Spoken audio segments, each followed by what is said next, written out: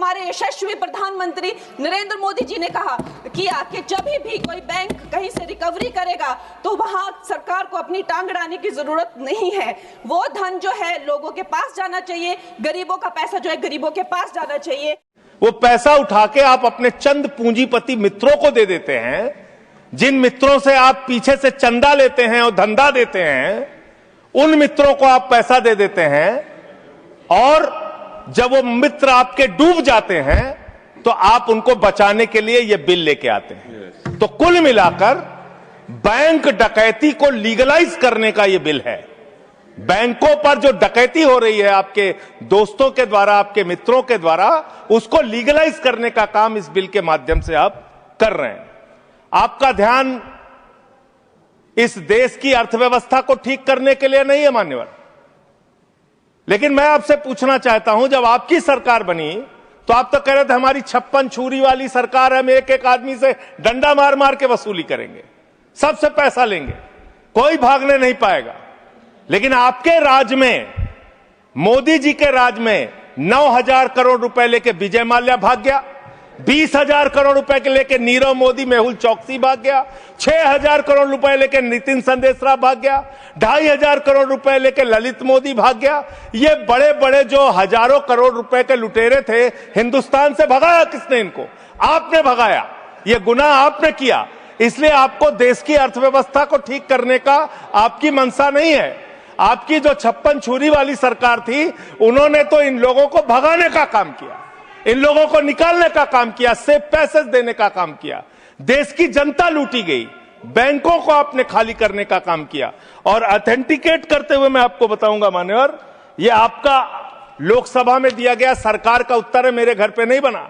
इसमें आप लोगों ने साफ तौर पे बताया है कि आपने करीब करीब 70% कर्जा 5,44,000 करोड़ में से मात्र 1,60,000 करोड़ रुपए आपने कर्जा वसूला, और बाकी सब का सब आपने माफ कर दिया।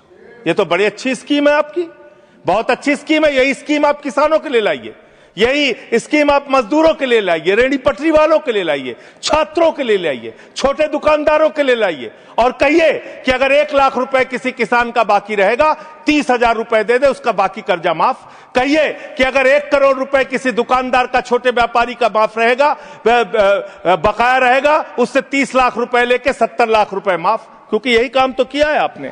आंकड़े पढ़ रहा हूं मान्यवर, ध्यान से पूरे देश को सुनना चाहिए क्या है आपकी असलियत। आपने भूषण स्टील का 54,000 करोड़ रुपए कर्जा बकाया था, 42,000 करोड़ रुपए आपने वसूला, 23% आपने माफ किया। एसआर का, भूषण स्टील का 57,000 करोड़ रुपए बकाया था, 35,000 करोड़ वसूला, 38% आपने माफ किया। 8,000 करोड़ रुपए ज्योति स्ट्रक्चर्स का बकाया था, 55% आपने माफ किया। 91,000 करोड़ जीएचएफएल का बकाया था, 60% आपने माफ किया। भूषण पावर का 48,000 करोड़ रुपए बकाया था, 19,000 करोड़ रुपए वसूला, 60% माफ किया। इलेक्ट्रो स्टील्स का 14,000 करोड़ रुपए बकाया था, 5,000 करोड़ रुपए लिया, 62% आपने माफ किया। मोनेट इस्पात का 11,500 करोड़ रुपए बकाया था, 2,800 करोड़ रुपए वसूला, 75% कर्जा आपने माफ किया। एमटेक का 13,500 करोड़ रुपए बकाया था, 2,700 करोड़ रुपए वसूला, 80% आपने माफ किया। आलोक इंडस्ट्रीज का 30,000 करोड़ रुपए बकाया था, 5,000 करोड़ रुपए वसूला, 83% आपने माफ किया। लैंको इंफ्रा का 47,000 करोड़ रुपए बकाया था, 5,300 करोड़ रुपए आपने वसूला, 88% कर्जा आपने माफ किया। वीडियोकॉन का 46,000 करोड़ रुपए बकाया था, 2,900 करोड़ रुपए वसूला, 94% कर्जा आपने माफ किया। एबीसी शिपयार्ड का 22,000 करोड़ रुपए बकाया था, 12,000 करोड़ रुपए वसूला, 95% आपने माफ किया। आपने श्रीवास्तव इंडस्ट्रीज का 4,800 करोड़ रुपए बकाया था, 320 करोड़ रुपए आपने वसूला, 95% कर्जा आपने माफ किया। मान्यवर, अभी हमारे मित्र पूछ रहे थे हेयर कट क्या है, हेयर कट क्या है, हेयर कट क्या है। हेयर कट का तो मतलब था मामूली सी छूट देनी है, ज्यादा वसूलना है। आपने तो पूरा गर्दन कट कर दिया, पूरा गर्दन कट। यानी कि बड़ा हिस्सा कर्जे का माफ कर दिया और मामूली हिस्सा कर्जे का आपने वसूला। और अगर मैं आपसे ये कहूं कि इसमें आपने रिश्वतखोरी की, भ्रष्टाचार किया, चंदा लेके धंधा दिया, आपने एक ही खाली कंपनी का नाम लूंगा, भूषण स्टील का, जो टाटा को गई, 1500 करोड़ रुपए का चंदा भारतीय जनता पार्टी को टाटा से इलेक्टोरल बॉन्ड और बाकी चीजों के नाम पे आपको मिले हैं। आप पैसा ले लेके इन लोगों का बड़ा बड़ा कर्जा माफ करवा रहे हो, रिश्वत ले लेके इन लोगों का बड़ा बड़ा कर्जा आप माफ करवा रहे हो। आपका ध्यान देश की अर्थव्यवस्था ठीक करने में नहीं है, पूंजीपतियों को खाली हर तरह से फायदा पहुंचाने में है। एक गाना था मान्यवर, तू जहां जहां चलेगा मेरा साया साथ होगा। मोदी जी की हालत यही है। मोदी जी गाना बनाए हैं, मैं जहां जहां चलूंगा अडानी का ठेका साथ होगा। ये क्या है? ये क्या है? बांग्लादेश की यात्रा किया 2015 में, अडानी को ठेका मिल गया। श्रीलंका की यात्रा की 2021 में, अडानी को वहां ठेका मिल गया। तंजानिया की यात्रा की 2023 में, अडानी को वहां ठेका मिल गया। केन्या की यात्रा की 2023 में, अडानी को वहां ठेका मिल गया। नेपाल की यात्रा की 2023 में, अडानी को वहां ठेका मिल गया। मलेशिया में 2017 में यात्रा की, अडानी को वहां ठेका मिल गया। 2018 में सिंगापुर की यात्रा की, अडानी को वहां ठेका मिल गया। सर दिखाई नहीं पड़ रहा हूं मैं सर, अडानी को वहां ठेका मिल गया। वियतनाम की यात्रा की 2024 में, अडानी को वहां ठेका मिल गया। इजराइल की यात्रा की 2017 में, अडानी को वहां ठेका मिल गया। अडानी का नाम सुनते ही इन लोगों को 440 वोल्ट का करंट क्यों लग जाता है? मुझे तो समझ में नहीं आता। जैसे अडानी का नाम लो, पूरी की पूरी भाजपा खड़ी हो जाती है।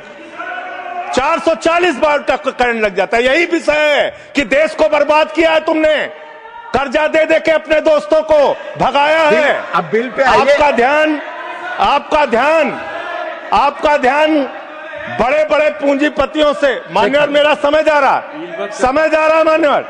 मान्यवर मेरा समय जा रहा है, मुझे बोलने दीजिए। मान्यवर आपका दिमाग, हम चेक कर लेंगे। आपका दिमाग बड़े बकायेदारों से कर्ज वसूलने में नहीं है। अगर होता तो ये हजारों करोड़ के जो बकायेदार हैं, इनके पासपोर्ट जब्त करो ना। संजय सिंह के तो पासपोर्ट आपने जब्त किए हैं, एक एक सांसद के पासपोर्ट आपने जब्त किए हैं। इन डकैतों के पासपोर्ट क्यों नहीं जब्त किया आपने?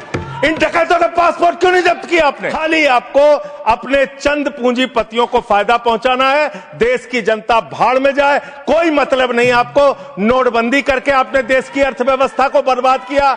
आपने एक अपने पूंजीपति दोस्त को हिंदुस्तान की सारी संपत्ति देके देश को बर्बाद किया। आप सिर्फ देश को लूटने वाले लोग हो। आप देश को लूटने का और भ्रष्टाचार करने का और उनसे चंदा लेकर धंधा देने का काम कर रहे हैं। मान्यवर, इस बिल का मैं पूरी तरीके से विरोध करता हूं। अंतिम बात कहकर खत्म करूंगा। मान्यवर एनसीएलटी की बड़ी चर्चा हुई। एनसीएलटी में मान्यवर 30, बस खत्म कर रहा हूं, सबको आपने ज्यादा टाइम दिया, मुझे भी एक आध मिनट दे दीजिए सर। एनसीएलटी में 30,000 केस पेंडिंग है सर, और 270 दिनों में एनसीएलटी को केस का निराकरण करना होता है। एनसीएलटी तो भ्रष्टाचार का गढ़ बन गया है। उनके पास ऊपर से फोन जाता है नेताओं का, इसका इतना माफ कर दो, उसका उतना माफ कर दो। ये अंतिम वाक्य चीफ जस्टिस का मैं बोल के अपनी बात खत्म करूंगा। 48,000 करोड़ रुपए अनिल अंबानी का बकाया था, 430 करोड़ रुपए में सेटलमेंट हो गया। तो सूर्यकांत जी चीफ जस्टिस जी ने कहा, उन्होंने कहा that the insolvency process had become mockery। ये भारत के मुख्य न्यायाधीश का बयान है इंसॉल्वेंसी के बारे में, जिस तरीके से आप लूटखोरी कर रहे हैं। बहुत बहुत धन्यवाद।